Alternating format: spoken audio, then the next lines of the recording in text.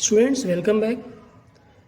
Today we are going to solve sum number 4 of exercise 1.2 given on page number 25. Let's read out the question first. One number is selected at random from the first 100 natural numbers. Now first 100 natural number means starting from 1 से लेके 100 तक. Is it clear? Out of that one number is selected. We have to find the probability that this number is divisible by 7. So let's write down the first sample space.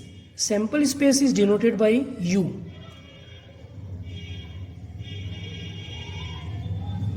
Now 100 numbers are there, 1 से लेके 100. First 100 natural numbers. So that will be 1 से लेके 100. So out of these 1 से 100 means 100 numbers are there. One number is selected. 100 C1. Selection means combination. So it will be 100. So n is equal to 100. मतलब हमारे पास में जो sample space में होगा वो 100 आउटकम्स होंगे. So starting it may be any number, 1 हो सकता है, 2 हो सकता है, 3 हो सकता है, continue up till 100. So this is our sample space. Total 100 outcomes, or you can say 100 numbers are there.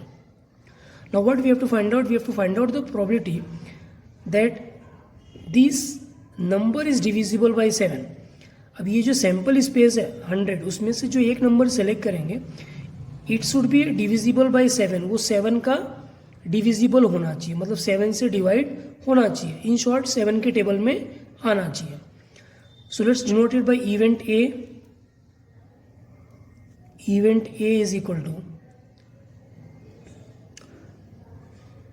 the number is divisible by 7. The selected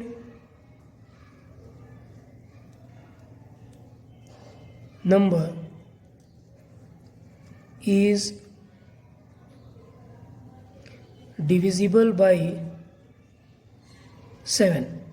So the number which is selected from the sample space, it is divisible by 7. So which outcome will come in this event?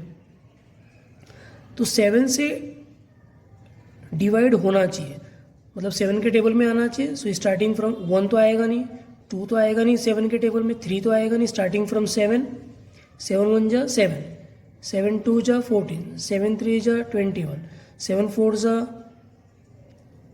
28, 7 5 जा 35. In this way we have to write down the table of 7. अब ये number जो है वो 100 तक है, तो 100 तक तो हम ऐसे कंटिन्यू लिख नहीं सकते. So let's follow the logic. It will go on in this way, in this sequence it will go on, so and so. So इस तरह से ये नंबर्स कंटिन्यू रहेंगे.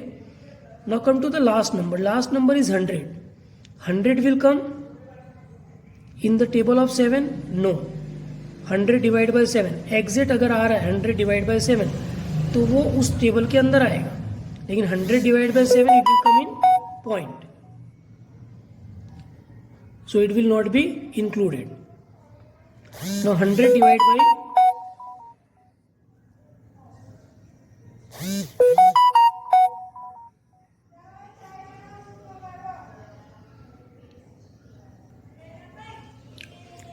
100 डिवाइड बाई 7, तो वो जो आंसर आएगा वो 7 के टेबल में नहीं रहेगा.